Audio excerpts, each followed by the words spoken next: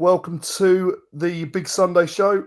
And yeah, joining me at this moment is Richard. How you doing, Richard? Very good, thank you. And yourself? Yeah, all good. Been a very busy day with the family. I've had my parents over for the weekend, so it's been quite nice just to spend a bit of time with them. And yeah, just have a nice and a nice kind of relaxer, really. But gutted I missed the game today. But look, family is first, and the memories you make in those times. So yeah, Arsenal made another memory for us today, which brilliant. So yeah, we're expecting Desmond, but he's a little delayed, just like me. So yeah, let's get to it after this.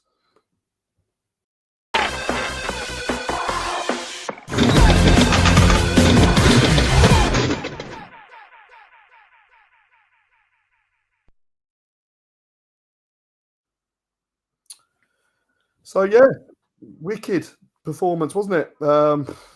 You look at it and you just think, again, I'm one of these guys where if I'm not in my routine, and my routine has been make sure I'm at every single game watching the Arsenal, and then when that time comes, obviously we look at say Thursday, and we look at the disappointment of that, and when you then suddenly are not there for the next game, and you're suddenly thinking, yeah, that disappointment. It was probably one of our lowest kind of games that we've kind of had on the whole. But then you're suddenly thinking, oh, I'm not there. I hope it isn't a sign of, it's just one of those where you just suddenly think, I mean, it's always that kind of thing, isn't it? Where you kind of always do so. What was superstitions and stuff like that, and you have those little kind of things in your mind where you just do things the same, and then yeah, when it doesn't happen, you suddenly think, oh no, is this going to happen? But thankfully, we done really well, didn't we? And yeah, really good, really good stuff. What did you think of the game, Richard? 4-1 against Palace. Well, I think it sort of doesn't really tell the story of the game because Palace weren't bad. They actually defensively they were poor, but they were they had chances. I mean, they had the chance before we scored. They and they had a couple of others, so they were, and it wasn't as if we totally dominated it, but it was still easy. They came out and fought. It was just superior quality, and defensively, why they're watching the ball and not their runners from all the goals, I'm not too sure what's happening. I'm sure they would have been prepared before the game to pick up runners and bits and pieces, but got to the game and you're standing there watching a ball being passed about and not picking up runners off your shoulders. But I mean, we'll get onto it in a bit, but Xhaka's goal. Oh, that's a thing of beauty from a team perspective. Yeah, well, we will speak about him because yeah, he's obviously had. Well, I think he had two good games. Obviously, 2 goals in 2 games, and again, the guy just is an ever present, just an animal. Just you know what I mean. There was one moment in that game today where he got knocked, and I thought it could have been quite bad. And knowing our luck, how we've been with injuries, ever since Ten Hag said that we hadn't got any injuries, all of a sudden we're picking up. He had his voodoo doll out. Yeah, you just look at it and you just think, oh, it's just like everything seems to be kind of going against us. And look, we'll go into that the game on Thursday. First of all, in all honesty, we may as well, Yeah, it needs to because be looked at. So, yeah, and you look at how we started with the team that was given, and yeah, there does need to be that little rotation. So I don't think we discredited Sporting again. I think we just needed to get players playing and doing it. I just thought, I don't know what you thought about how we started the game. It wasn't great because of the two early setbacks with Tommy yeah, I Asu think and that threw us. yeah, I mean, you've gone pretty strong in that in that game, and you lose. You back up, right back, left back, in, from an extended knee, and that looks like that's probably going to be season ending. I don't if it, depending on that how serious it is, and then you lose you you your centre back, one of your best centre backs this season. It's between him and Gabriel, and you lose him to a knock on the back, and it's a back muscle. He's probably not going to be out for long, but with a big game coming up against Palace on, it was always going to be a worry. And then it also means you've had to use two of your three windows to make subs. What? How do you make your subs? When do you make your next lot of subs and all those sort of things? It changes your game plan completely. yeah, 100%. It's it obviously it does throw obviously the whole kind of tactics side of things as well, and yeah, those kind of attacking changes. Again, players played too many minutes of what was expected. Obviously, having the extra time and everything like that. Yeah, It's again, it weren't great for them on that side, but I just thought energy wise, as in the tempo, yeah. we weren't where we needed to be. And yeah, don't take a rocket scientist to work that one out, but um, yeah, it was just a little bit laboured. But as I say,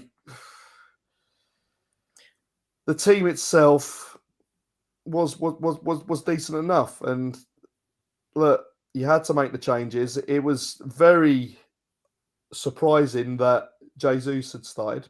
I do believe that.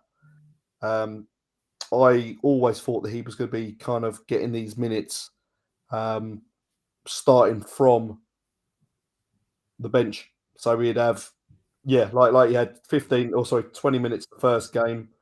He'd had maybe say 25, 30 for the second game, and then you're just building all the way up to Leeds, going up to Liverpool. But to get 45 minutes out of him was quite good, actually. To be fair, he looked bright, but as I say, there were a couple of chances, weren't there, for him? Yeah, Um, and maybe a match fit Jesus would have taken one of those chances. But you've got to get minutes into his legs because you know you've got that running to, and you're going to want to get him as up to speed for those big games. The Anfield, the for the City games, and sort of just get yourself into a position where you can change those front three around. yeah, no, it's. Oh, I look at also the midfield as well, and I know there's been quite a bit of bashing on Fabio Vieira, I and didn't think he had that bad a game. I think you he progresses the ball well. Yeah, he's going to lose duels. I mean, he's like a twig. Yeah, but he was, if he lost it, he got back up. He tried to win it back. I mean, and he did.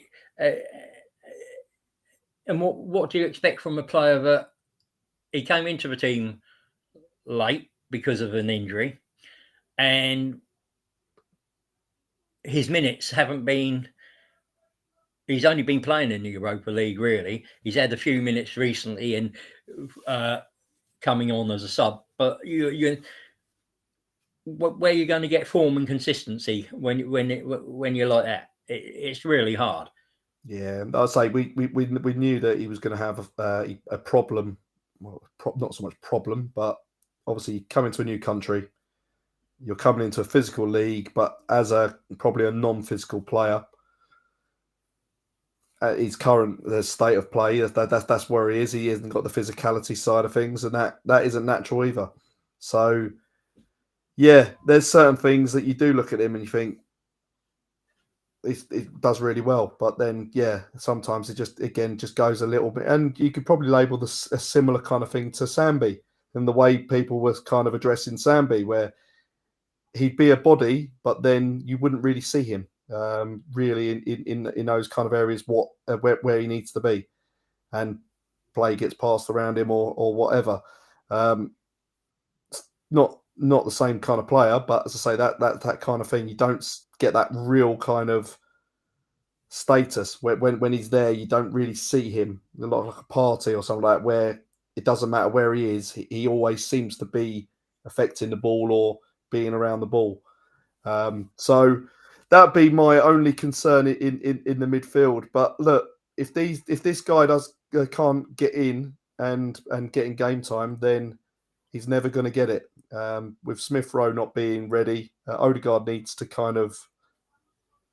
be cuddled a little bit, because look, he's had a lot of minutes, and look, for him to keep putting in these good performances in the league, he does need to be rested, doesn't he? At times, but look, that game itself, obviously we got ahead, didn't we, Xhaka? Yeah, And yeah, Martinelli run through, didn't he? And he had the shot, at the keeper. The keeper makes a good save, and then the rebound, and Xhaka just reacts quicker and just strikes the ball into the corner, and it was nice. I really like that, and I think if there's anyone deserving a goal, probably over the last few weeks, it probably was him, because yeah, look, the work rate, the whole kind of way he is around the team. Look, he's come in and he's done it. What did you think after that goal, and you suddenly saw? I think we relaxed. And actually, it it seemed as if we thought the job was done, and we were then just going to go on and take the game at our leisure, and that complacency cost us. Yeah, I mean, 20 minutes on, and we score that goal, and you're then suddenly thinking, well, yeah, that's gonna spur us on. But it was like we were almost. I think I said it to one of the guys on my row. I just said it's almost like we're just doing enough to coast through, just do enough to save for the weekend, because we know, again, I still would say that priority was today. Yeah. And you look at it like that. Anything that happens afterwards with Europa League would be a byproduct. It'll be a second one. Go as far as we can. But yeah, we I'll couldn't ask you raise a it. question, Paul. Yeah, Was the atmosphere as flat as it seemed? It didn't seem as a fan base we were as up for it as other I've seen this. games. I've seen it, and you can attribute quite a few factors there. I would say the train strike had a massive effect. I know of at least 8 or 9 people in the in about 3 or 4 rows around where I'm sitting that couldn't get to the game because of the train strikes. based in Essex. Based in Kent, and there were obviously no overgoing trains. So you look at it like that, it's a little bit tricky. So people were either trying to sell tickets. I'm sure there were lots that weren't sold, which hasn't probably helped that atmosphere. But then you also get people that don't really come to the stadium and are not say there every week to kind of have that same atmosphere. The tourists, in that's kind of we look at it on that side where you suddenly say, well, they've paid big money for a ticket or whatever, but they'd rather be on their phones, or you know what I mean. There's no real affiliation with getting behind the team. They just got the phones out constantly and trying to record the moment. It doesn't really aid that kind of proper solid like atmosphere. So yeah, it was flat, but I think that was also just the way the game went, and it was it. There was no real jazz, no spark, and yeah, look, we didn't have a huge amount of time after half time, did we? Before it kind of all changed. Within 15 minutes, we're suddenly just Yeah. mouths open and wondering what's just happened. And yeah, look, it was a great strike, wasn't it? Yeah, it was a great goal, but we lost the ball. And then you look at, for me, could Gabriel have affected that differently? Instead of backing off, could he have gone to the player and closed him down and forced him to pass rather than giving him that option to shoot? It's a little things. Shouldn't have been losing the ball where they lost it, but could we have dealt with that transition better? And I know people. Uh, I've seen these sort of clips of YouTube. People are Arsenal fans on YouTube go slating Ramsdale. He's supposed to be off his line and sweeping, and they're freak goals. I mean,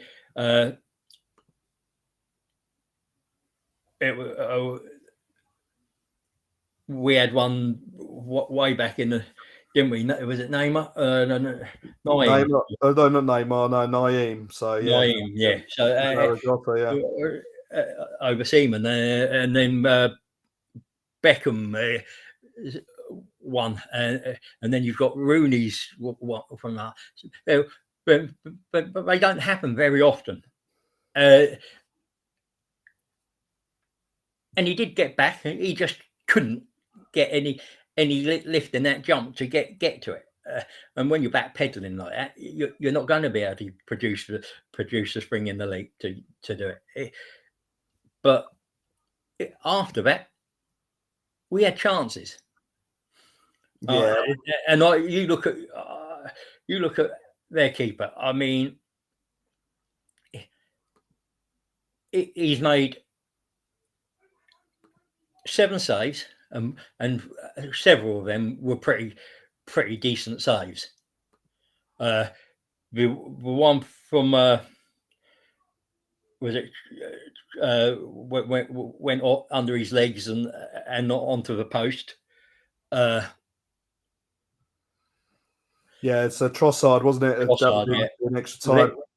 Then he had at least two from one from a corner, strong hand to it, and then another one down to his left with a strong hand. And you're looking at that and saying, well, actually, he's probably overperformed in that game, and had one of those nights, and it's hard to take, and you think, what else could we have done better? What if you're testing the keeper, and that's probably one of the highest amounts of shots on target we've had in the season. Yeah, it was a weird one in that second half, and so you going back to that goal, and you mentioned about Gabriel. I just think it happens so quick in that passage of play when you've got Xhaka and you've got I think it was Jorginho, and Jorginho, they're wasn't it? passing the ball between them. Yeah, it gets intercepted. The guy's picked up the ball. He's made one touch, two touches, five paces, and then bang. Gabriel's got no chance to actually go in and affect any play. And I've watched it, and I look at it as a defender side of things. I think it's happened so quick, and you're not going to get out to him in time to kind of affect anything. And I think that's what's made it really hard for Ramsdale is the fact that he's literally hit it so early, and it's just done. It's like two touches and it's bang, and the power it was traveling at as well, and you suddenly seeing that kind of trajectory, and but it was just everything about it. It wasn't so like a little dink chip going over. It was proper traveling, and there's no real blame on Ramsdale because, as I say, backpedaling. Can you deal with it? He tried, but again, it's very hard to judge and potentially get up and try and push that ball over when certainly when it's coming around and dropping at that pace as well. So yeah, it was one of those freak ones. We said it. It's like what on earth's just happened there? And you're suddenly thinking, yeah, we've like two little passes, and all of a sudden it's just gone bang. And it's you're talking about like under 2 seconds from when he's picked up the ball to them zip, it's gone. And yeah, we were then suddenly just like, wow. And yeah, the stadium atmosphere, what was in there at that time, just went, and it just went total flat, and everyone's just like, oh my god, what? And Yeah, for then me, yeah, one of the things that I found infuriating was, and I thought the guy had a pretty good game, was there number 15, Ukat or whatever, but he'd been booked for a challenge in the first half, Ugarte, yeah, Ugarte, and he must have got into double figure 10, 11 fouls before we got it was a before we spoiler. got his second card, and there were a couple in there that were a yellow card before we eventually saw his second yellow, and it sort of baffled me. What you're, I know you want to keep it even, but sometimes if a player gives you no other choice, you've got to do that.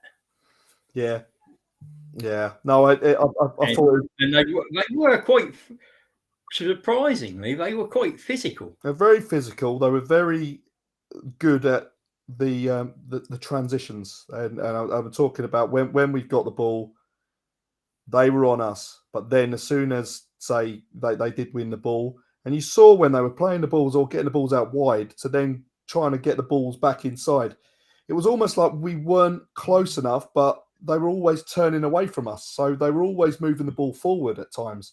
And I just, yeah, I thought technically I thought they were really good. It didn't really impress me against when I watched them against Spurs in the Champions League, apart from their home game.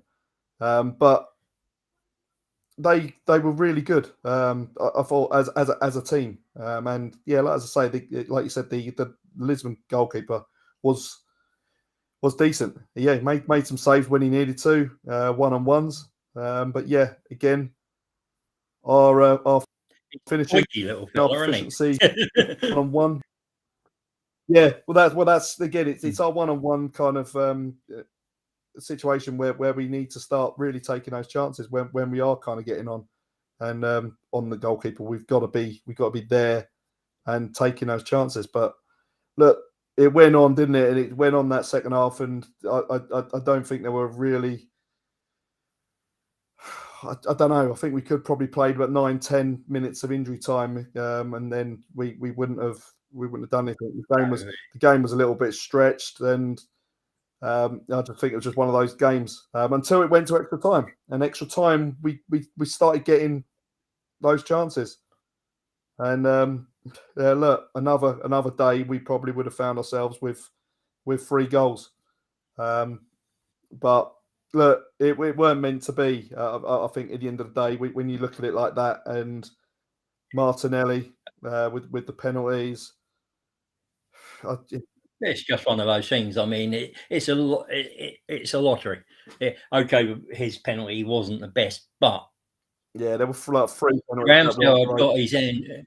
Ramsdale had got his hand to an earlier one and just couldn't keep Yeah, it out. So on another day, he gets more of a better hand to it and keeps it out. It's one of those. It's one of those, yeah, and you've got to say, pat him on the back, give him a hug, and say, well done for putting your hand up and being brave enough to just step up and take responsibility. That you'll learn from it. Next time you'll you'll be more clinical, put it right in the corner, and it won't happen very often again. yeah. No, I say, I mean, if you look at Saka, what's that? 3 penalties this season, three buried, and yeah, I say with that he would be the one. If anyone knows what that feels like, certainly with that feeling, I've let the team down. I've let the fans down. That feeling, that player, that Martinelli would be thinking, like he said in his interview, I felt sad, didn't want to go to bed. I kept on thinking about it, and yeah, you look at it and you think, well, yeah, if anyone knows about that kind of pain, then it would have been Saka. And you look at how he's come back and he's developed his game and how he's grown in maturity to take those penalties.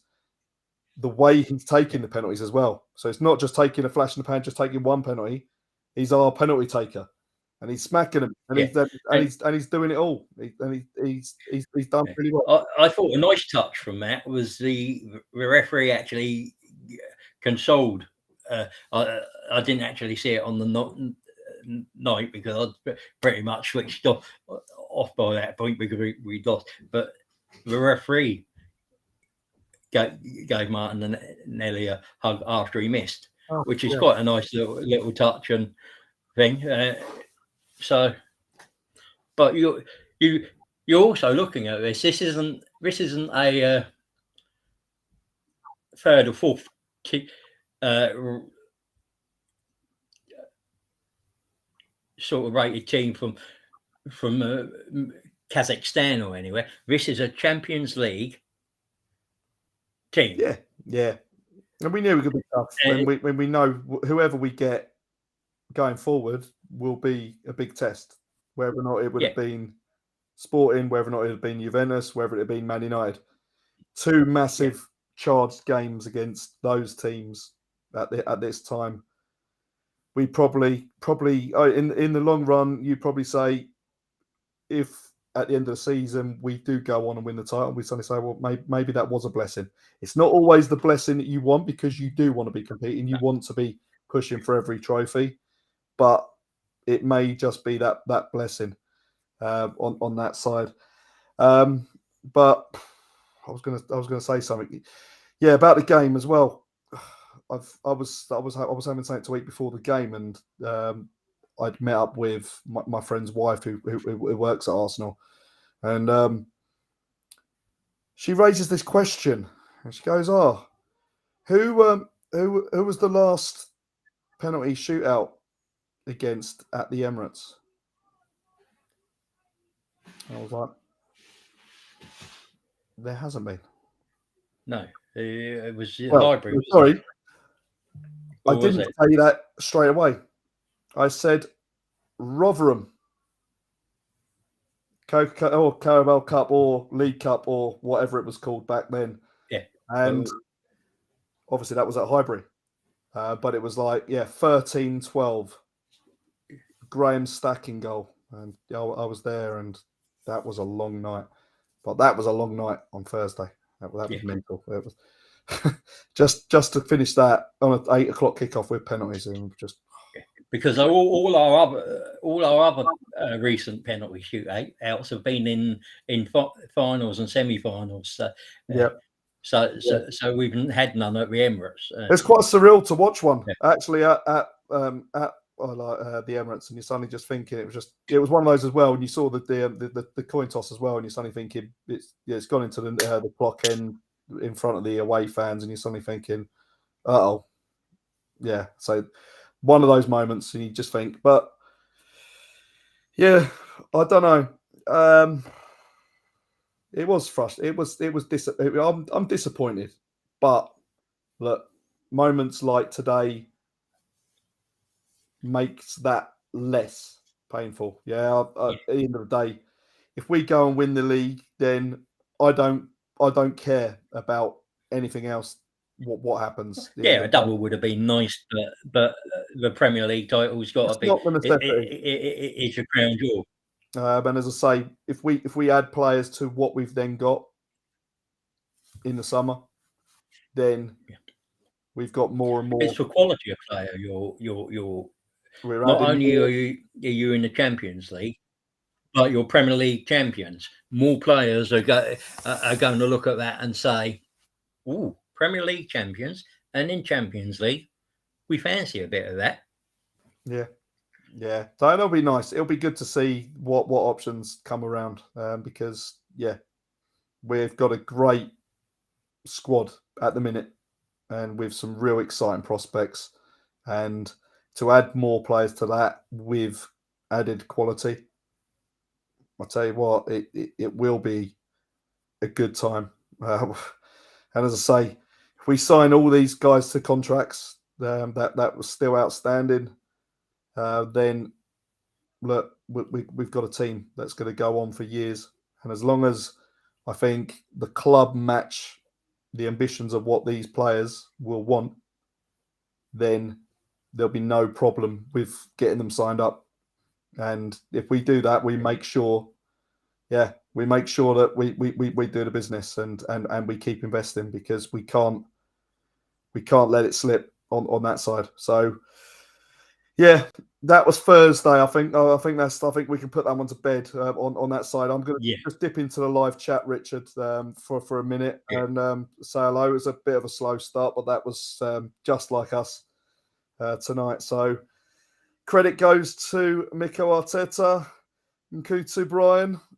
How are you doing?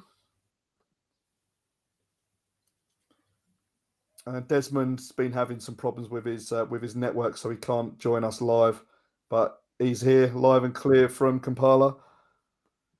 How you doing, Desmond? Lynn's in the house. Evening, Richard. Oh, Chris has made himself back again. Do you remember Chris back in the day? yeah. I remember, Chris. Oh, we had this same conversation. It's Richard and Paul. It's all right, Lynn. Don't worry. Yeah, both enjoyed the game though, just like you. Yeah, Desmond. I think the mentality the team wasn't into the Europa League, which one can argue isn't good. Sometimes you need to know your strength. It was going to be hard to go for two trophies. Yeah, I think as I say, the the scheduling of the games, I reckon, could have been a lot worse. They could have been sandwiched in between, say, the Chelsea at home or the Man City away, rather than West Ham and Brighton at home.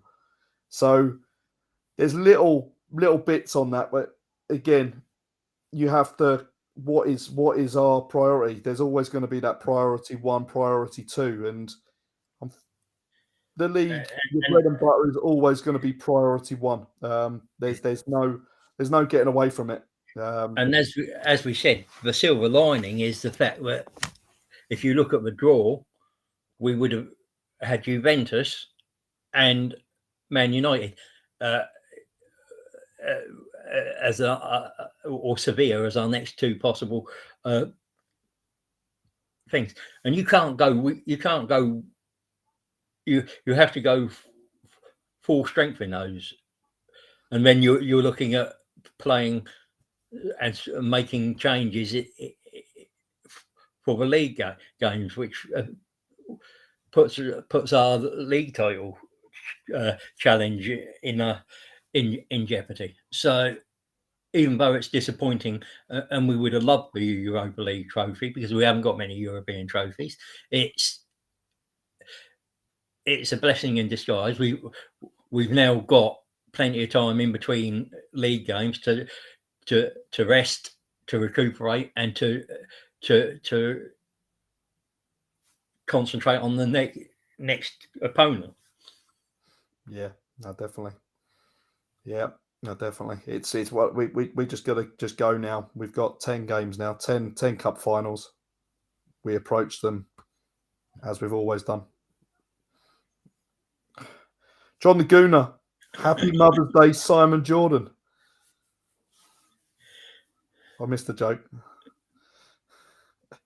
Happy Mother's Day to all the mothers in the chat and around the world in the Gooner sphere. And yeah, I hope everyone has had a really good day. Obviously, I know some are not fortunate to be having it full with joy still.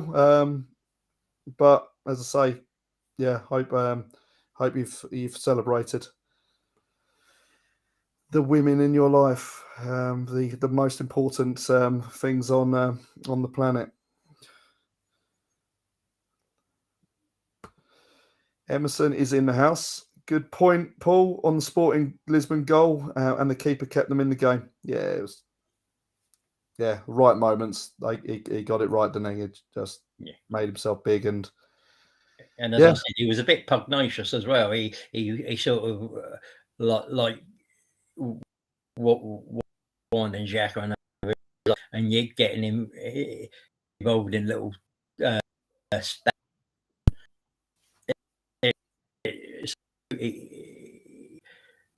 sort of something I would do when I was playing. I love winding the opposition forwards up and getting in there under, and it works sometimes, and in other times it backfires on you. But this time it worked for him, so hats off to him.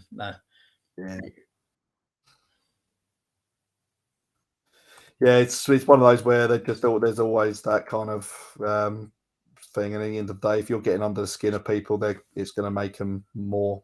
It's what I've been having with my football team this morning. Don't lose the bat when you're ahead.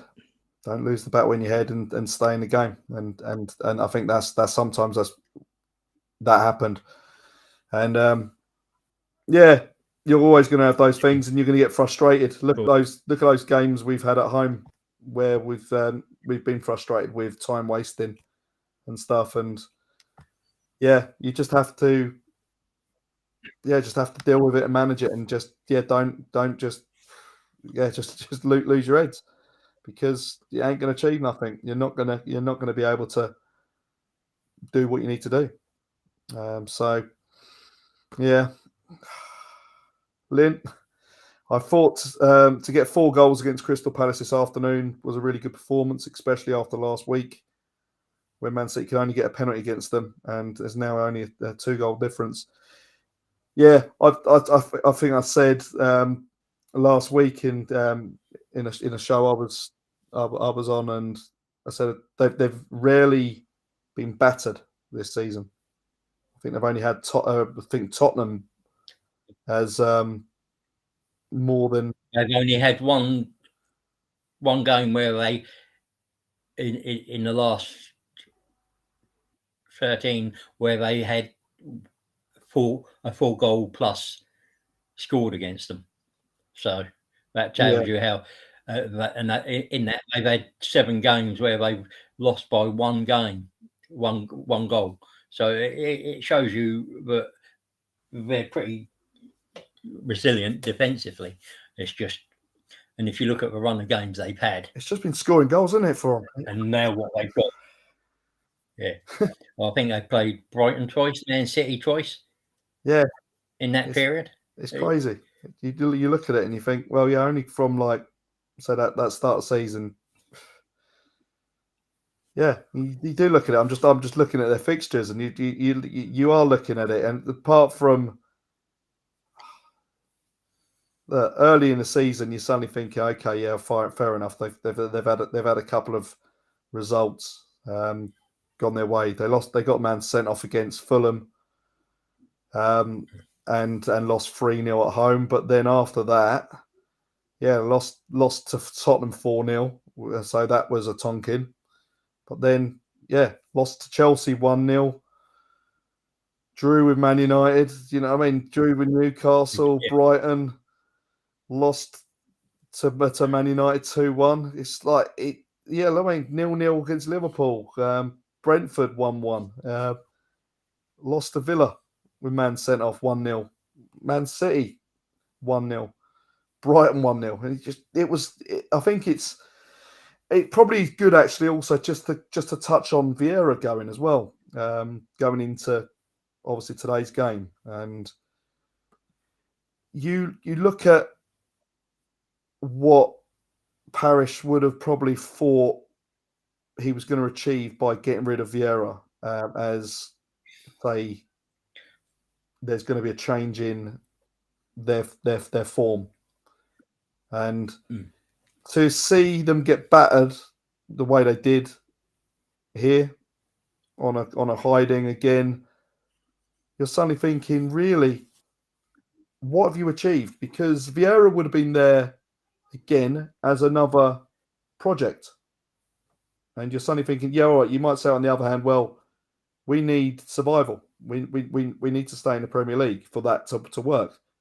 But then you're suddenly saying, well, don't tell me that it would be any different or any better for you to get rid of, say, Patrick Vieira, but then bring in Roy Hodgson. 75, that's what the talk is with that 75-year-old. Yeah, Yeah, he's favourite, isn't he? 75-year-old Roy Yeah. Hodgson. You're suddenly thinking, well, he is not going to be long term, is he? And it's like, well, No. you're going. I don't know. It's really weird. Yeah, Well, right. I've got a question, Paul. Yeah, go on. I can't remember Palace having a transfer or many transfers in the summer. They lost Gallagher back to Chelsea, didn't they? Yeah. And they didn't really get anyone in to replace him, I'm not sure they had many transfers in the summer, and then they bought Lokonga in on loan in January, and I don't know if I think they had one more in January on loan. So he hasn't been backed. Yeah, you look at it. It was a real important player last season for him, and obviously that raised his stake really, because yeah, he did play well. But yeah, look, they signed Doucouré, didn't they? Was it Doucouré they signed? Yeah. So, but as a defensive midfielder to provide some proper cover, obviously they took Sambi on later on in the season. But when you look at it, apart from that, yeah. a See, centre back. I They think signed that. Didn't they sign? Who did they sign? It was the was it Bayern Elise? Munich. Was it did they sign Elise from Reading? No, Or was that last season? they signed a centre back from Bayern Munich. And he's been injured, hasn't he, most of the season? Is it Richard? About 12 million or something like. Chat might be able to help me out, but someone like that. I don't know if he was English playing for Bayern Munich, but they signed him. I'm pretty certain. So you look at it like that. Has he been really backed? I would probably say no. Although Chris Richards, okay, yeah. Oh, is he English? Well, I'm not thinking about it. Maybe American. Yeah, maybe American. Well, let's have a look. Do a quick. But I still think they've still spent some money. And we'll talk about maybe he hasn't been back, but then you suddenly look at, I think the Doucouré was probably about over 18 million. And then with this guy, that would be another, say, 10 million or so. Chuck in any others, 40, 45 million. Is that enough for a team like Crystal Palace? Yeah, I think it's one of the lowest spends in the league, and I think Parish panicked because he's looked at uh, at the points difference between top and bottom, between where they are and bottom, and it's only 4 points. 9 teams. That's Yeah. mental. It's absolutely Now crazy. he could have looked at it and said, "Well, yeah, there is a possibility there, but we have a number of teams in between us and 18th. So we've got to do worse than those 6 or 7 teams below us to go down, and not done anything." But he's gone, no, and I get rid of Vieira. I deflect away some of the attention from my lack of investment, and I might get when I get a new manager in, I might get a little bit of a lift from the players, and it will drag us away from those that relegation battle. Yeah, I just look at it. I just think it just seems. Yeah, I mean they could go down, and they've got rid of a manager that I don't think has done all that bad. And you look at it, you replace him with again just another journeyman who's.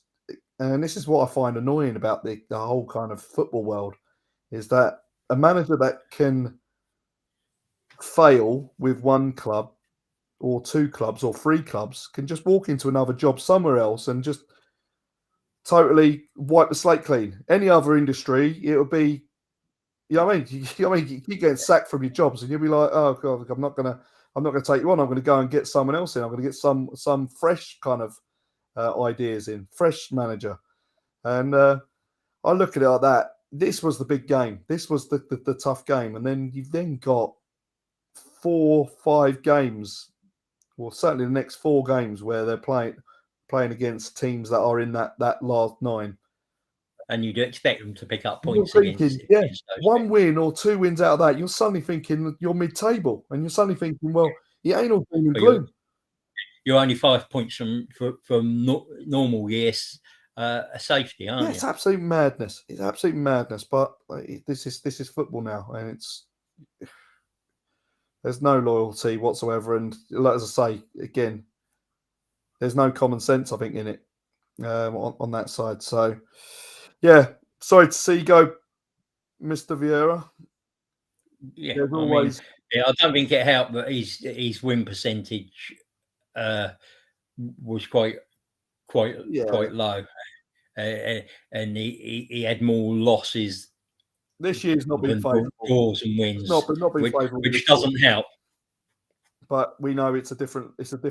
But he improved them. I mean, you look at what Hodgson did for him. He kept them up year on year and year, and kept them just above. And Vieira came in last season. He got them playing a different way, Yeah. and he got them up to 12. Where are they sitting currently? 12. Yeah. So he's done no worse than last season. It's just that he's had a tough run. Players haven't been on form, and could he have turned it round?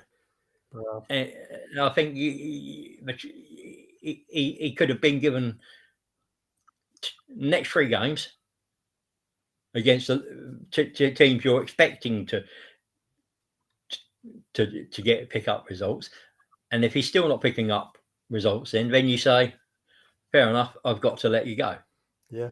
I think he's been a little bit early. Yeah, that's it. He jumped the gun. They've real panicked. But yeah, no, sorry to see you go, Patty. But yeah, I'm sure you'll get another job somewhere else where you can actually be respected. I think for I don't know, a proper project. But look, yeah, that bounce didn't happen. So there you go. Just confirming, Richards was American. Thank you, Eric Emerson.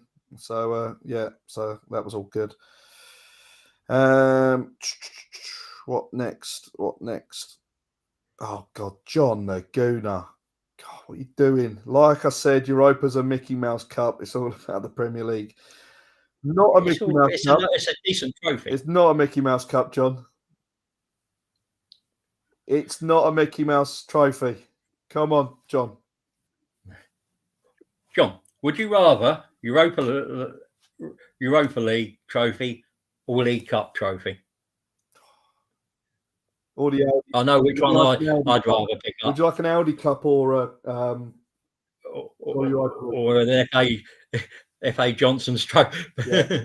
9 straight derby wins, record breakers. Look, as I say, it's been nice. It's nice to see us on top of that kind of the little table that Sky normally do about the London derbies, and we forget how important it is as well when you picture.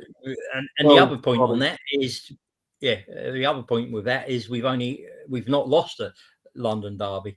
It's 28 out of the possible 30 points in London derbies. So yeah, but yeah, it's one of those you look at it how important these games are, and you know what I mean. Man United or Liverpool don't have to worry about that. Look, we've got 12 derbies we play a season, and well, I think that's how it works. And now I know it was obviously when we did actually have a lot. We got West Ham and Chelsea left, haven't we? So you look at it like that, it's a lot of tough games on that side because they're all vying to beat us because they don't want to hear us doing better. So look, it's always hard being a London club. So John the Gooners, evening chat room.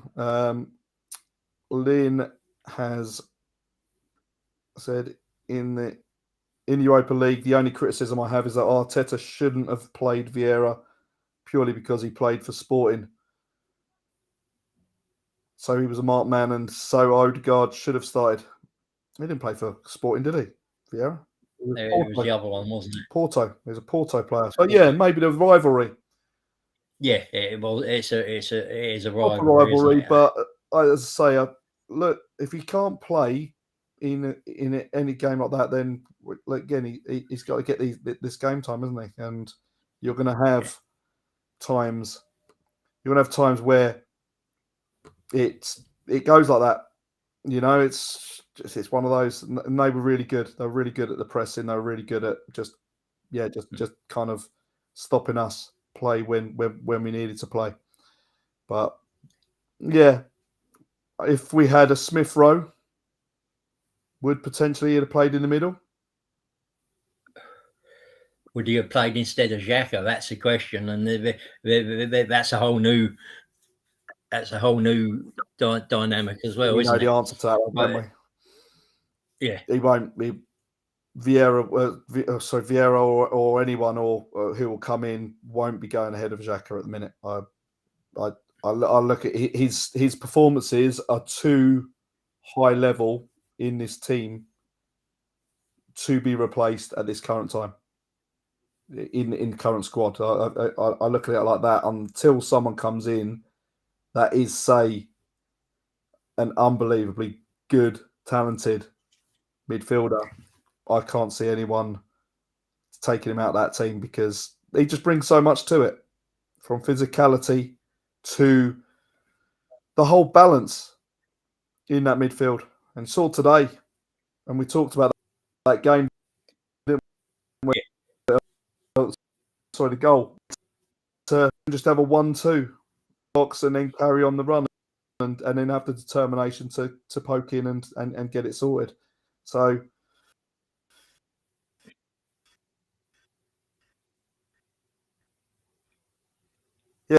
yeah, because again it's that, but no, it's one of those where you look at it, he's massively important to Arsenal. You can't get around that. So yeah, it'll be interesting. But he's got to improve, isn't he? Mm-hmm. He's got to improve together, Yes, and the only way he'll improve through chemistry with the team is by getting played. yeah. I'm just trying to see. I Are you believe. multitasking? Yeah, I believe he's. I believe it was when he was with Black. He scored 5 goals in the season in the league. So he's not far off that. In the It's his best scoring season for us. So in I the said at the league. start So of the that's season, I wanted to see him get double figures, 10 goals. well. He's what 4 goals, three assists. So Yeah, he's not far off double goal contribution. yeah, well, that's it. And He's done well, and mm, yeah, well, just a machine though. Tired Gunnosaurus is in the house. Guys, why can't Holding just stay back? Why does he have to try and tackle high up when he knows he can't recover with his pace? What's your thoughts, Richard? What did you think about? Well, I know you haven't fully seen the game, but I think I think he thinks in the foot race I'm going to be beaten if I can get the ball, win it back and into and get it before they run at me.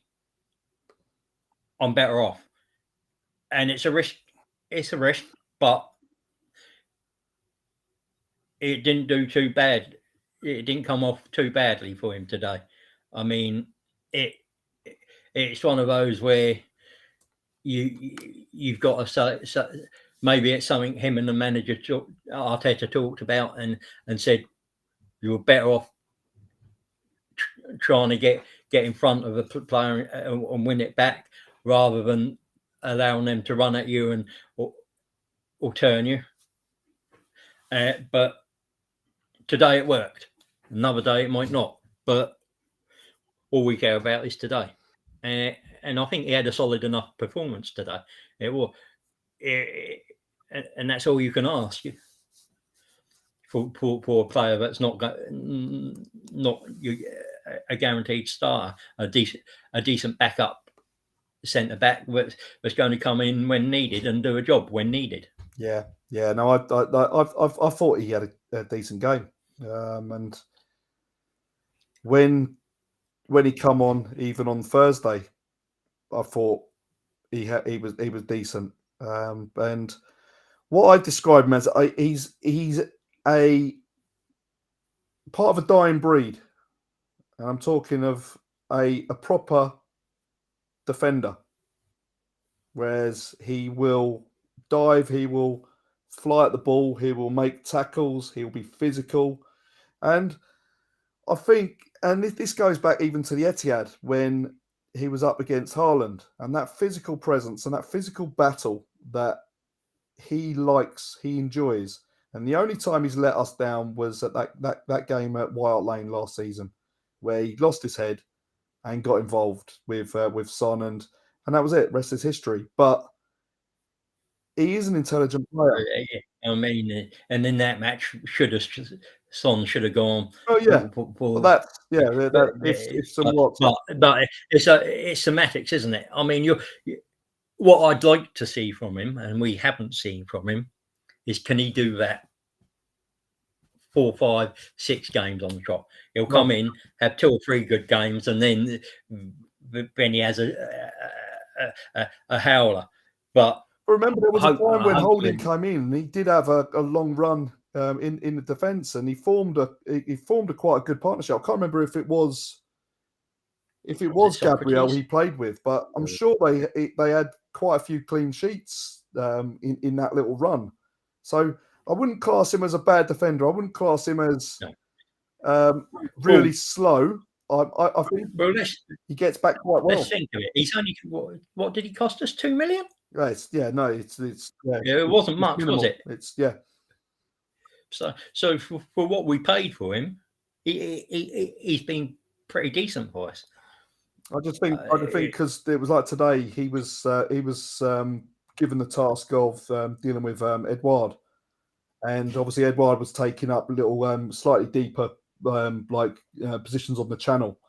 So he was always trying to meet that ball. So as soon as that ball come up, he's trying to then get in quick to go and meet the ball to try and deal with it. A couple of times, Edouard's kind of given him a little nudge or a little push, and he's come through over the player and missed it. Early on, he almost got caught, but he went in for a tackle. He caught the player, but the ball ricocheted out to Zaha, and that's when they had their first kind of real chance on goal. But as opposed to kind of dealing with any other kind of balls coming in and blocks and tackles, I thought he had a really good game. Interceptions, I thought he'd done really well. So yeah, I don't think he's just a household name. It's not a fashionable name, and it's not. Yeah, he's not a Rolls Royce like Saliba, or he's. You know what I mean? It's one of those. It's just boring old. And he might need to go back to Turkey to sort that hair. Yeah, well, look at his hair now. He's like the most European looking man from Bolton. Or he's not from Bolton, but obviously he was. He played for Bolton, didn't he? I think that's where he was born. Yeah, was it Charlton? Charlton, I think it was, wasn't it? No, he signed from Bolton. Yeah, but yeah, I don't know where he's born, but yeah, he's got one hell of a set of hair now. Unbelievable transformation. Oh dear, Emerson. Yep, there's never been a penalty shootout at the Emirates. You're right. Now the last penalty shootout was a Highbury, Rotherham United. Yep, 2003, 2004. Yeah, 13-12. That penalty shootout. That was going on and on. Oh dear, football. Eh? Yeah, that would be a quiz question. Yeah, Graham Stack was the goalkeeper then, and yeah. Oh dear, those times. Where did that time go? Tide Gunnosaurus question: do you think at the Etihad we should play for a draw, or is that too risky? You never play for a draw. Yeah. You play for a draw, you risk losing. You go for the win, and you've got 10, 15 minutes left. Then you look at, well, we're not winning this. Let's not lose it. But you don't set out from the start. You go for the win, and then in the final little bit, you say, let's take what we've got. And Look, I think there's a different mentality now with Arsenal, and you look at it. There's more about us to just kind of say, yeah, we're just going to go there and be also Rans or whatever. We're going to try and stick and do it. We've shown by the FA Cup game, we've shown in the league game in stages that we can be forceful on the game. And I'm talking with possession, I'm talking with chances. And if we've got a full squad that we can go there to play as our first 11, we will give them a real go. And they will be nervous as well. Don't forget, I don't think they'll be polished. I think they're kind of purring into some kind of good stage of this season with the goals that they're scoring and whatever. But look, that game is going to be real touchy, I think, for both teams. So, and if you think if we go into that game 8 points ahead, they're under real pressure. That's what I said. If they end up drawing against Liverpool when we come back and then we beat Leeds, then you look at that. Even just say 10 points. You say that going into that stage, and then if we can make sure we drop no points until we get to Anfield, it's there, isn't it? Yeah, you see, they've got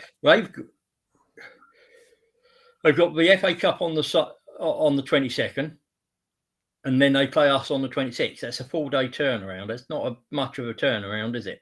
No, that's it. And like as I say, Brighton. That's after playing Bayern on the 19th. Yeah, so it's going to be a real interesting month, I think, for both teams. And everyone talking about the big games that Arsenal have got. City have got some big games as well, Yeah, and yeah, going away to Brighton still isn't going to be easy. That's going to be rearranged towards the end of the season because of the semi-final. Um, you chuck in those games against Bayern Munich, it's going to really kind of cause some issues. Southampton away again after the Liverpool game. There is potential they may rotate. Bearing especially in mind it's they've only got 3 days Bayern as well before, coming up. yeah, the 3 days before the quarterfinal first leg against Bayern. So you look at it, Leicester at home. You can never say, well, Leicester are a bit of a funny team. You don't know what team could come out, but that's sandwiched in between Bayern. And you look at it and you just think there are places to drop points. Fulham away, Everton away, teams that are scrapping. Chelsea at home, second from last game of the season, and that's with finishing off with Brentford. You just look at it, and there are games for both teams. And Especially if you consider what the results Everton and Southampton have just got this yeah, weekend. yeah. Well, say we could you potentially could see us dropping points in 3 games, and you could say even if we drop points on those 3 away games that we've got, which are look tough, we could still see ourselves being in that right area still. So yeah, oh mate, this next month is going to be, it's going to fly as well. I don't know. It's going to feel like it's fly, but it's going to feel like about 2 years. It's going to, you know what I mean? It's going to go on, and we will be a bag of nerves, fans. I think Mm. once we get going, and once we get, and yeah, we can get that first game out of the way, then I think that will be really good. But yeah, that Liverpool game at lunchtime on that Saturday is going to be massive. Yeah, So yeah, let's have a look. Anything else in the chat? There obviously is loads. yeah, Yeah, Lynn just said about about Holding. Yeah, he's only played about an hour of football, but as I say, yeah, you can only get better by yeah, getting those game time, and then once you're properly match fit, it'll become second nature again, and you start polishing off those performances even more. So yeah, if he's doing it now, then yeah, great. If he's got to play 4 or 5 games, then yeah, I'm looking forward to it. I think it'll be strong enough to help achieve what we need to achieve. But hopefully, we have a full squad going into those big games, starting at Anfield.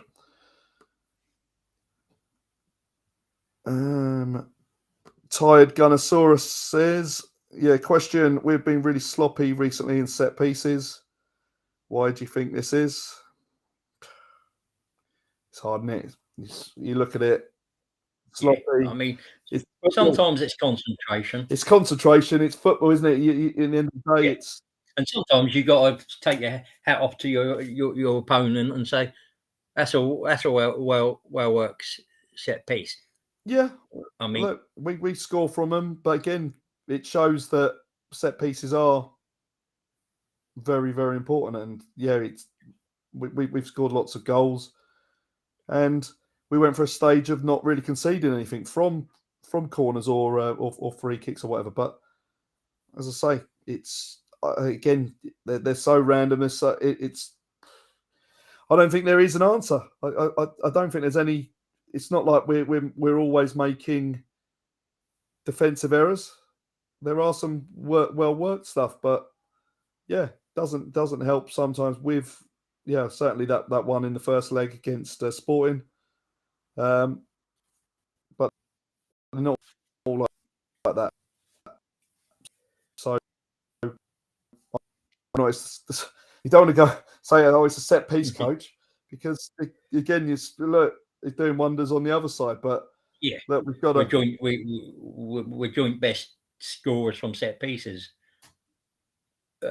under him. So 12 this season. I think Tottenham are 12 and Fulham are up there as well. So you've got to take with good and bad. Yeah, and sometimes we've been defensively solid on set pieces. Yeah, yeah. No, I have to say I don't. Just like the goal today, I don't really. I'm not really bothered. Yeah, clean sheet or not. I mean, I want 3 points. I really could not care less if we got a clean sheet or we concede one or two. As long as we've scored 3, 4, 5, or 6, I don't. Yeah, I don't mind. Points are At this more important this time of season. Yeah. Yeah, that's it.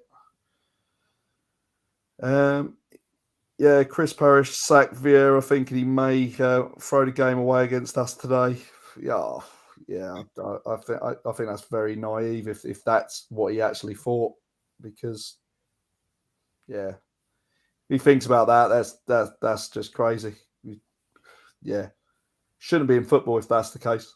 I think there's professional agencies, and I think he should know Vieira by now that Vieira's a winner. He wouldn't throw he's not going to. a He's already game. well. You got He wants he don't care who it is against. He wants to win, and that's he like Arteta. He doesn't want to lose a game.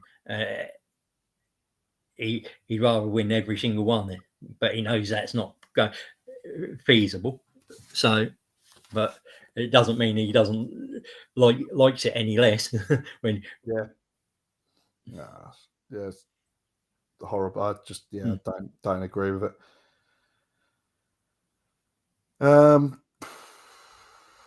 Let's have a look. John. No, I disagree. Mickey Mouse Cup. I mean, get with the real job in hand. Oh dear, yeah, that's all right, John. All right, we'll let you have your Mickey Mouse Cup. I hope we don't win that Audi Cup ever, because I'm not sure what you'll be describing that one as. Oh, Johnson's paint trophy. Alex is in the house, even in Evening, all. Alex. Happy Mother's Day to all the mothers. Yeah. Tired. Anyone know what Saliba's injury is? It's a Well, muscle, it's back muscle, isn't it? yeah. It's just the extent of it. From what I understand, it is that they didn't play him today because playing him today would have meant he'd been able to go with a French squad. By not playing him, and he's not going with a French squad, and he's got that 10 days to recover, and they're hoping that he'll be fully fit for the Leeds, though it's more likely to be they might not risk him for Leeds and just wait to the Anfield game, but we'll see. Yeah. No, of course. Yeah. I know. He got, I think he did just get a bang in there rather than a muscle. So I'm hoping that he's, because we go back to that physical battle again, and when we look at it, and he was quite physical again, with him. So he was always getting involved, and it was just one of those where it was just, yeah, he's obviously either stretched or he's twisted, and it's it's no good. Tommy, on the other hand, though, obviously, when I was just like watching the physio when obviously play had stopped, and it was quite telling where they were like doing it. I've heard people say it was his ankle. I've heard people say it's the knee or the calf. I've heard say it's the knee. What I found, it was that he was focusing on the top part of the calf going to the knee. So that kind of Ligament there, yeah. area. Yeah, and you're suddenly thinking it's an upper kind of calf to knee kind of problem, and you're suddenly thinking if that is the case, then yeah, we might be saying that he's cooked for the season, where he's probably going to need a little bit of recuperation and certainly maybe potentially a bit of surgery, depending on how bad it is. But it didn't look good. He didn't look really comfortable at all, and he was limping very bad. So that's always an indication if someone is really kind of struggling to walk, Certainly from say something that really he went in for a challenge and it twisted. I think to start with, and then he went in for another one. It just then suddenly just then I went think down. as he went in for the challenge, a player fell on him, fell on the Yeah, leg, and that's yeah. where the extension came from.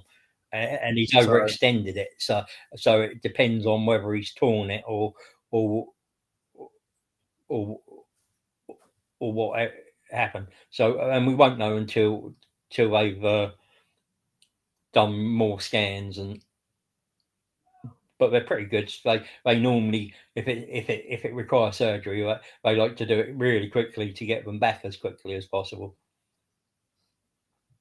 yeah, right. So Lynn, Paul, and Richard, where we are in a table makes it totally different. What we would gain from the Europa League. We all want trophies. However, was that trophy worth winning if it meant we got injuries? Yeah, and I think and could they end up not winning the Premier League? Yeah, Could I lose think it both. is a totally Oh yeah, different story now, isn't it? Because if we were sitting fifth now, going out of the Europa League would be horrendous. But because we're sitting first, we're not. I'm of the opinion we've guaranteed Champions League. yeah, We're 22 20 points ahead of Spurs. We're 22 points ahead of Newcastle in fifth.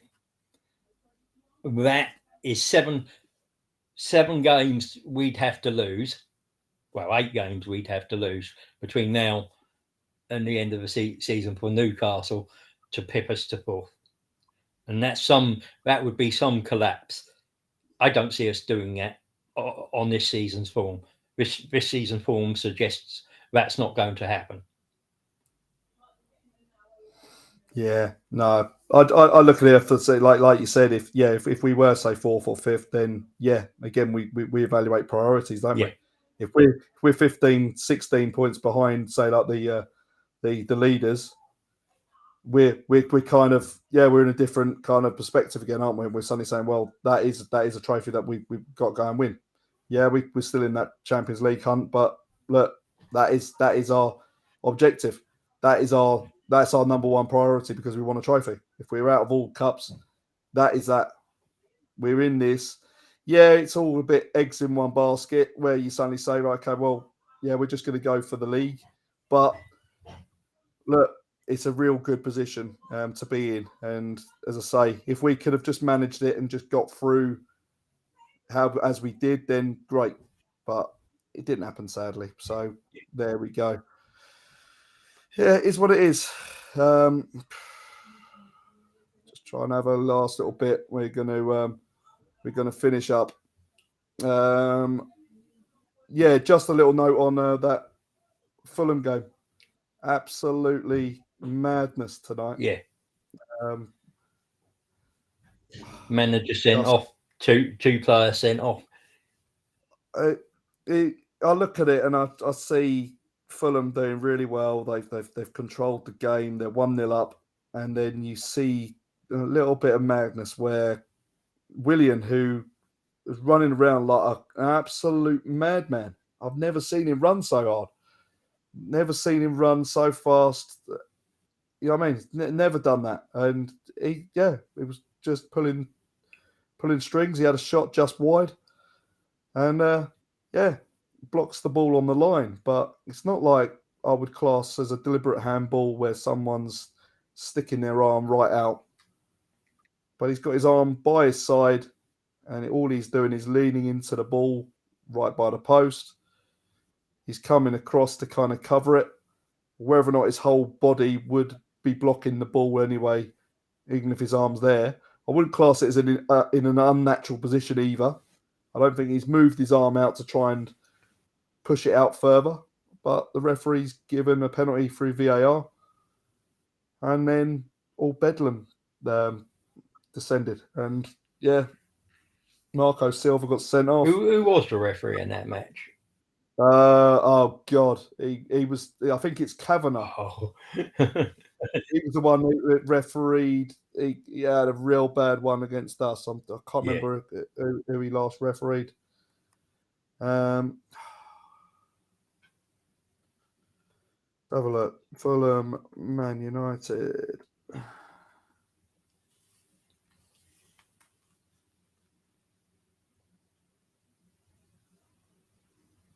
Yeah, it was Chris Kavanagh.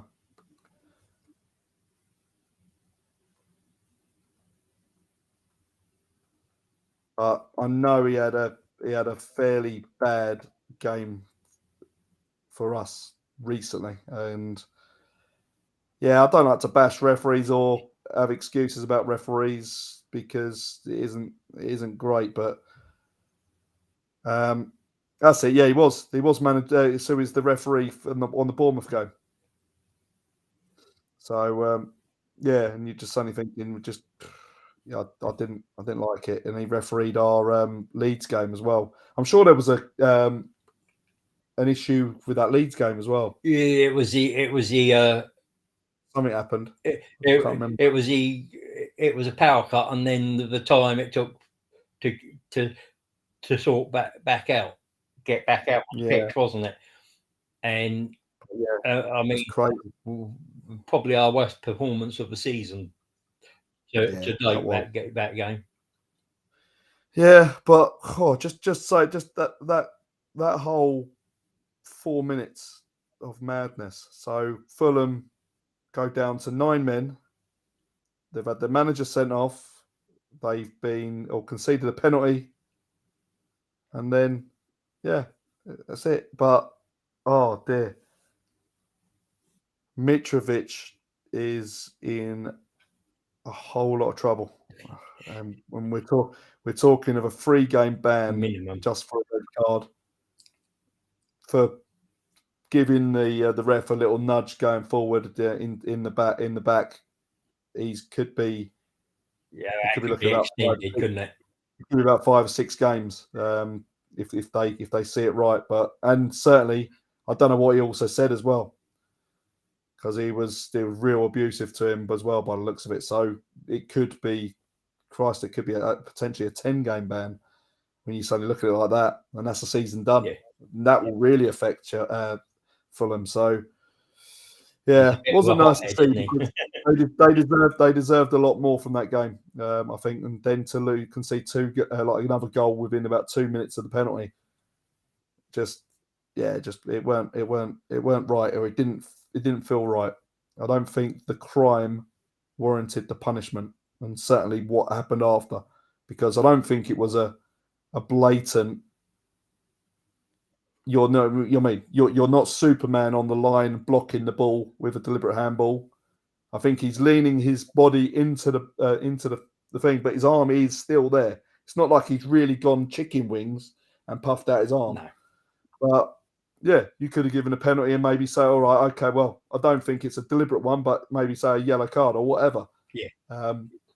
Yeah, it's just the law is just. It's also the interpretation as well, isn't it? I mean, yeah, okay, he stopped a clear goal scoring opportunity, but was there any chance that it wouldn't have got the body would have got it? And Yeah. Also, yeah. So Lynn said, obviously Kavanagh, he missed. Well, we had 4 or 5 attempts, didn't we, or handball shouts against Bournemouth. Although they seven were in total. well, yeah, well, Seven yeah, VAR incidents that. yeah. I looked at them and they couldn't be deliberate. But what was the one that was given? It was the one that was given straight away. It was the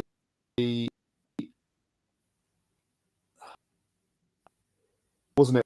It was Liverpool versus the guy had his arm out and then him on his arm, and it was like, and we did one exactly the same a week before against yeah, him, that which was it. wasn't That good. was And this was is what gets frustrating. yeah. It's that consistency. Well, they've clouded it. They've clouded it totally. Handball, no handball. If it hits your hand, then that's it.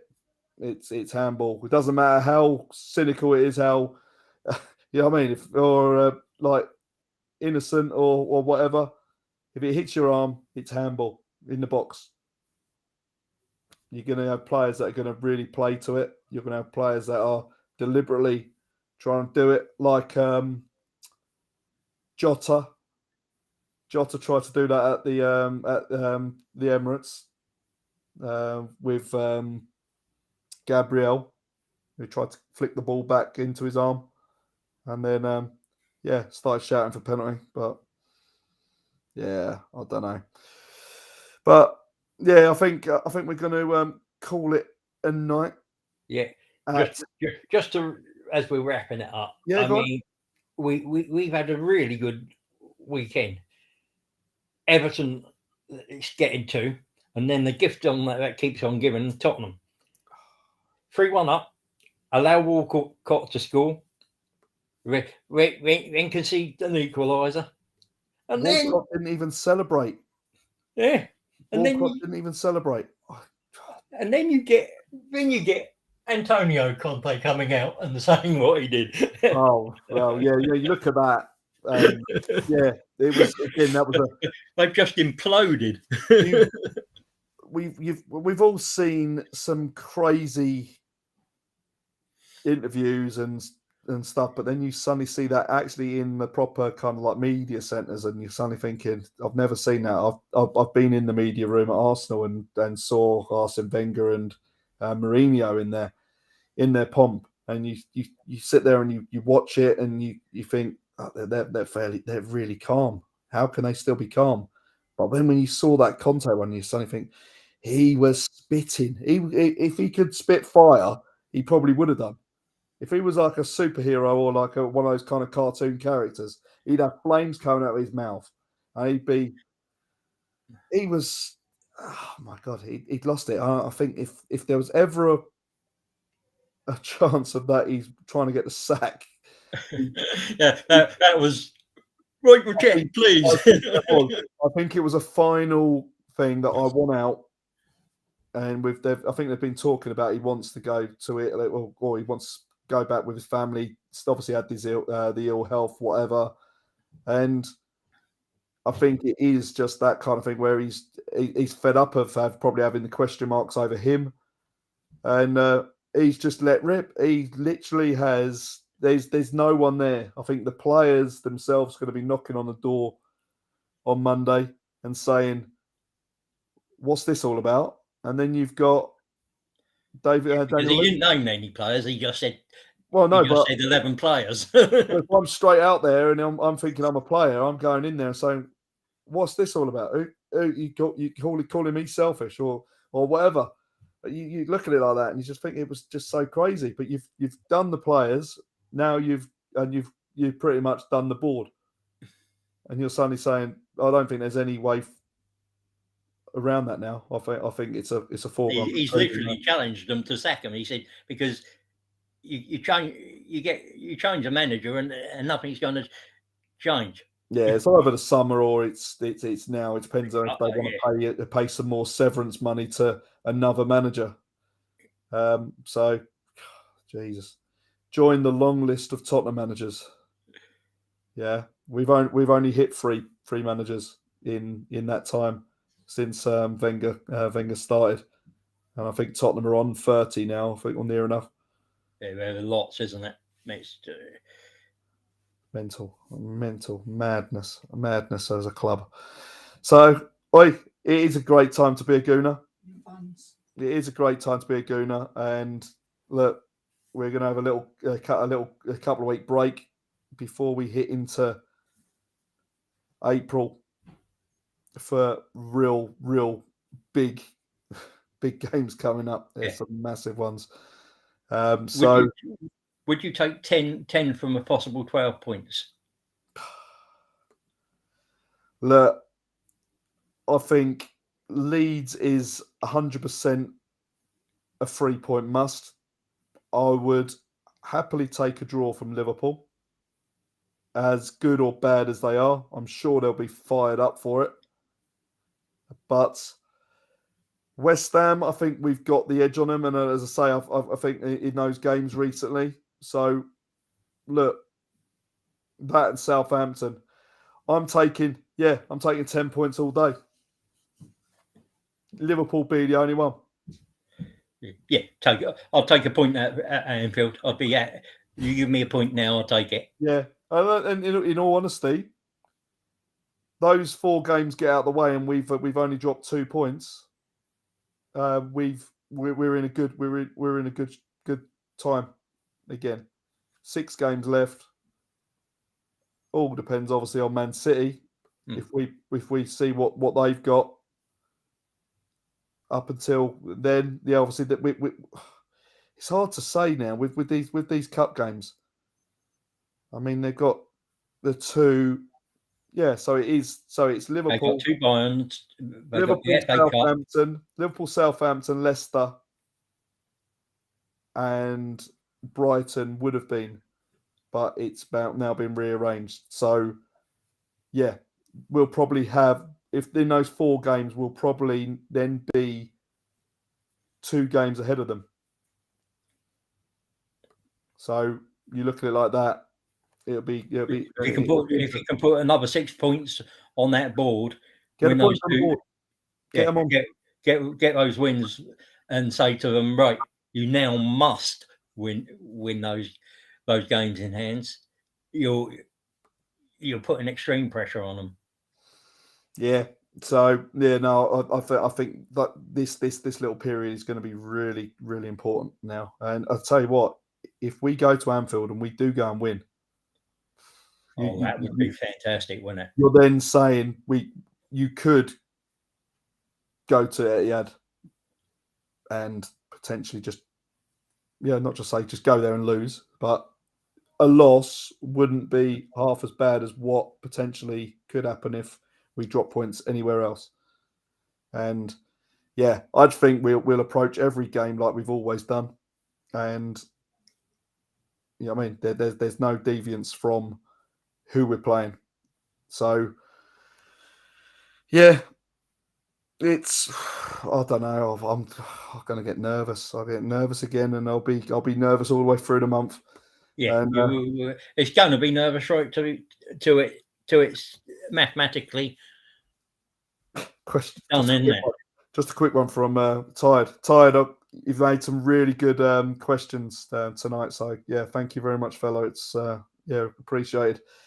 Do you think Webb can do anything about the professionals running VAR? Surely they must do simulation tests with officials to see what their outcomes are on a regular basis.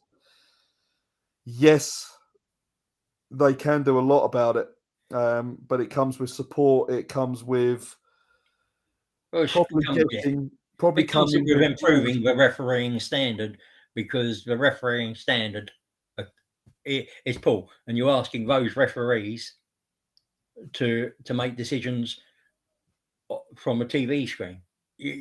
So you're still expecting poor referees to make decisions, even with the benefit of a camera.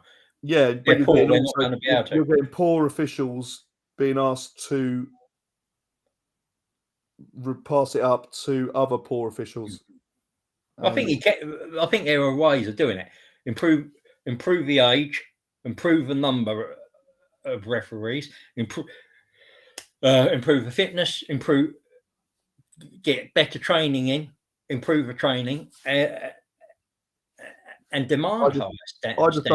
I just don't think the rules help them. The offside, the handballs, they're all very like wish-washy. There's so much grey area that VAR was supposed to have eliminated.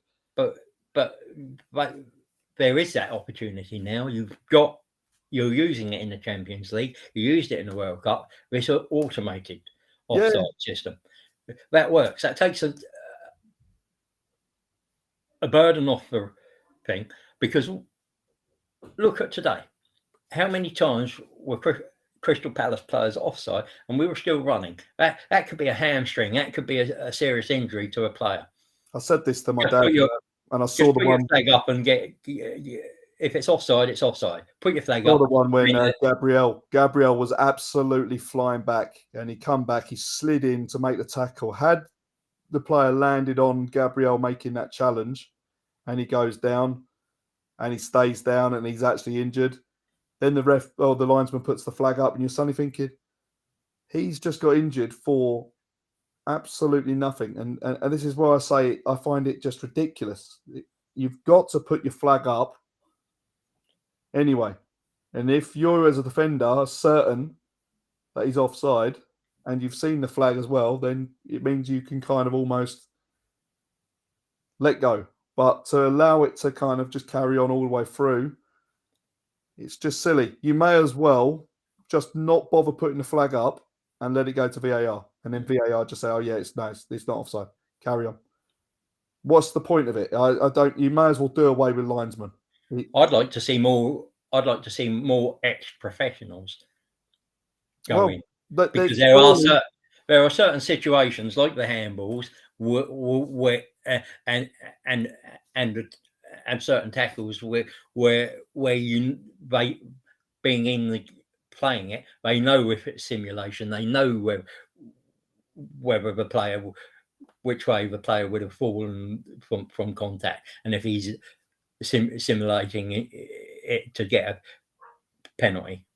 Yeah, I'd like to see the players that have, say, maybe had their kind of careers curtailed by injury and just literally have those ones cut short. So they are young in themselves, because obviously it has been cut short. They've not been able to do it, but they've got the experience of the game. And you're suddenly thinking, let's keep them within that kind of football circle. Let's keep them within the family, and you try and build them. You try and support them and get them through. And if they can offer some advice and they actually get used to kind of doing stuff like that, then great. But you'll always have that kind of ethical kind of thing. Oh, is there any allegiances or whatever? But don't tell me none of these referees support no club, and you're suddenly thinking, well, this is it. It's one of those, and it's just, you know what I mean. You look at a lot of them ones from Manchester. They all support Salford. Yeah. It's crazy, but that's it. That's it. Having someone there that understands the game and doing things like as a footballer, as opposed to just reading the rule book and just not really understanding things, would go a long way. I think, but the tidying up of the rules, I think, is key. So yeah, too many grey areas, too many kind of different opinions. There's too many different kind of levels of what are the levels of engagement, from handball to even tackles. In all honesty, you see some absolute shocking tackles come in that don't get punished, and then you see some really silly ones that do get punished. And I also like. I'll go back to a few years against Chelsea. Per Mertesacker bringing Diego Costa down. He gets Mertesacker sent off. Now he using normal physics and normal trajectory. The way he fell and rolled wasn't the way he should have had it. Yeah, had he been gone down normally, but there's had lots he like gone that. down, yeah, It's the feigning injury, but it's also then the time wasting. And had and the it's time also enough. You look at Anana again against us.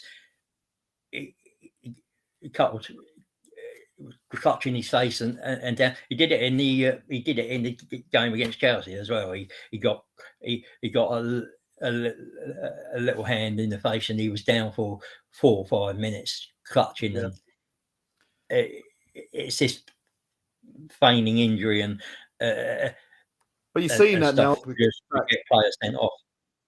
Yeah, well, no, but just to stop an attack, you suddenly see like, say, the other team breaking away on a counter attack, and you go down holding your face to be used. So if VAR's used for, say, something like that, it would then stop that straight up. just like the time wasting and the going down, and it's nonsense. There should be more done about that. I think just in general, the timekeeping. Do they stop the watch like they do in say like in American sports, and you end up playing the full 45 minutes without injury time, and you just literally have the clock run until it hits 45 minutes, and each time it goes off, he gets stopped. But Yeah. obviously, timekeeping will be an interesting one. That would have to Yeah, be. well, it was. I mean, I did it for the Bournemouth game, and there was actually 2 minutes and 7 seconds of stoppages in added time, Yeah, and most of that came from Bournemouth's. Uh, we returned the ball to play within 4 to 5 seconds. Bournemouth were taking 7 to 10 seconds on throw-ins and bits and pieces, and then they had the big uh, head the head injury at the start of extra added time as soon as the board went up, uh, and that was a minute and something. yeah, but no, it's all good, and yeah, I don't think we can solve VAR No, at this minute. But look, we're happy. We've got another 3 points on the board. and we're still top of the Top league. of the league, and Tottenham have imploded again. And look, one word for the week. If you're going to use it one time in the office to your Spurs friends, if you have Spurs friends, I'm sure there's friends somewhere. They're a I've got little Spursy. sister-in-law and brother-in-law are Use Spurs fans. use the word Spursy fairly frequently until the next show. And yeah, have a good little break. Enjoy the interlull, and yeah, let's get ready for Leeds on the 1st of April. April Fool's Day. Or at least it's not an early kickoff. Well, yeah. Well, is that a fool? I don't know. Are they just going to trick us? I know. Oh dear. It seems a long way away, but it's going to come around very quick. So hopefully, some much needed rest for. I think they give us John Moss. Can't give us anything worse, but yeah, I'm hoping this will be quite good for us just to get a little breather and just reset again, and just maybe just have just come away. Remember the last one? I think we've done all right once we come back off international. So Yeah, look, if we have that's because we had a behind closed doors friendly. well, yeah, it just keep them ticking around. But let's say the main thing is just getting everyone fit and healthy, and making sure that we do go into this period now. Talking this next 6-7 games of everyone back, everyone purring, and I'm sure there will be a behind closed doors before for those kind of like Smith Rose and all sorts, because And Jesus and all those that aren't. I've heard that. Well, actually, saying that Smith Rowe's been called up for the under-21s, haven't they? So yeah, so he'll be gone anyway. It will be the Jesuses, the Kiviors, and the ones that aren't going away. Ben White, which is it's shambolic, but yeah, it's crazy. I don't know what who the three right backs they said that were in front of Ben White. Trippier, Walker, and Reece James. Reece James, I agree with, but how can you say? I'll just say versatility over anything. Yeah. How can you say Kieran Trippier? And I understand Kieran Trippier in the sense that he offers a set piece delivery that is probably, but Ben White's added assists and he's got another assist today. He's added decent delivery into the box, and he's better than Dyer as well. So I mean, how he hasn't even considered for a centre back slot either. Something's happened, and yeah, we'll never be savvy to what's happened, and it's quite clear that yeah, it's. I While don't think Southgate's in charge, he's got no chance. I don't think it's for football related. It's personality driven, and yeah, look, that would have been a good thing for Walker to have been kept out of that because of from what he's done or whatever in the media. Shouldn't be doing it or whatever he's done. Indecent exposure or whatever. I don't know. Who knows? But we're not really savvy to it all. But look, I don't think he's set the world alight this season as a player. But again, You've got shooting himself in the foot. right back who's in the best team, playing for the best team in the league. And you're picking other right backs Yeah, ahead of him. I mean, Reece James, I can understand when he's fully fit. He's a decent. He's a decent. He's got to be probably the best or one of the best in the country. But you can't say Kyle Walker's better than Ben White on form at the moment, or Kieran no. Trippier better on form than White at the moment. I think that's why he's lost his way a little bit. Southgate, where he come out and said it was always on merit, and it's clear that he's now going on favourites or players he can trust. And you watch Pickford will play both games. Yeah, which is He's not going. He's not going to pick Pope or or Ramsdale, and both of those are top of a Golden Glove table. So, yeah, so they're joint top. So I wouldn't be disappointed if Pope got ahead of Ramsdale, but you've got to give them chances. Pickford's in a relegation team. He's not had the best season by his standards either. Give somebody else a chance to because yeah, definitely. But yeah, I'm not really excited for England. no, neither am I, I. I probably won't watch I've them. had the World Cup. I don't really care about this now. I think we've had enough. I don't I believe. couldn't even see the point of this international break to be. I just see why can't they just give you a 4 to 6 week period every year for internationals? You have even if you do it in say like that like a mid season break where you do it like that. You go away with your internationals, you come back, then you play uninterrupted club football as opposed to going off.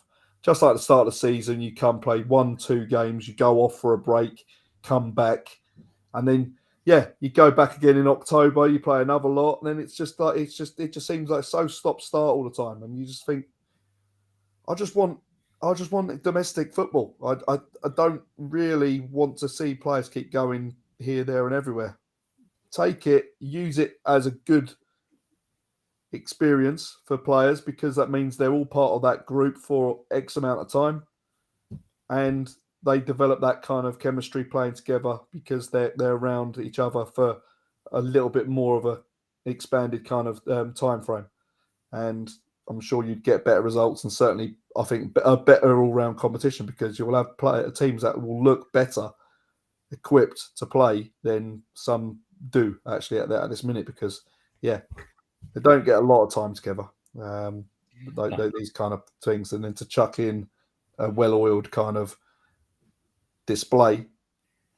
Yeah, I don't know. It's all crazy. I don't like it. I don't like it. maybe send a tweet to Ramsdale. Give Kane a taxi fare to Manchester. I couldn't think of anything worse. I hope he goes to. I hope he goes abroad. I don't see him going abroad. I think No, he probably I won't. think But United will probably pay over the odds to get him. they'd pay over the odds, but I'd probably hate him even more. I don't know.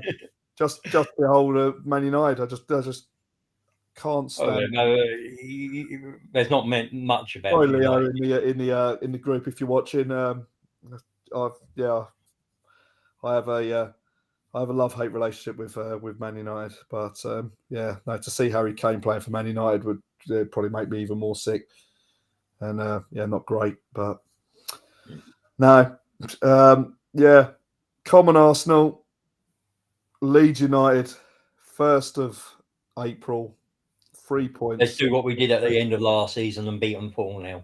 Yeah, well, let's push the goal difference up, and yeah, let's get them going, and yeah, hopefully City will start worrying about us a bit more because yeah, we need to stop their juggernaut. But thank you everyone for logging in, watching, and commenting on the in the live chat. Some really good views. Sorry I couldn't read every single one, but it's really good to have the interaction. So yeah, enjoy the rest of your mothering Sundays, and yeah, get some rest and have a good working week. Yeah, this is the Big Sunday Show. Richard, thank you for coming on. Really good. Pleasure as always, mate. And as I say, please drop us a like on Twitter and subscribe on YouTube. Really good. And yeah, join us for some more shows coming up, because yeah, I'm going to start doing some more bits as we go through the season. But it's coming close now. It's coming close. 10 to go. See you later, Gooners.